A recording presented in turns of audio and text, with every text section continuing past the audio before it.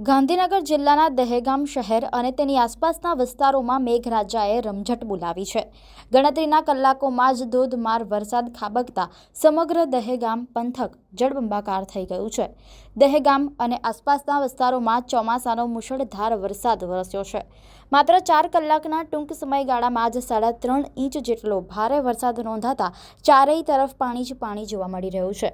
અવિરત વરસેલા વરસાદના કારણે શહેરના તમામ નીચાણવાળા વિસ્તારો પાણીમાં ગરકાવ થઈ ગયા છે।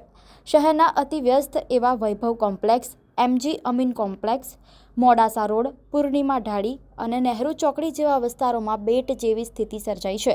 આ ઉપરાંત દહેગામ નાદોલ રોડ પર પણ દુકાનો અને વાણિજ્યિક સંકુલોની બહાર ગોઠણસમા પાણી ભરાઈ જતા વેપારીઓ અને ગ્રાહકો ભારે મુશ્કેલીમાં મુકાયા છે।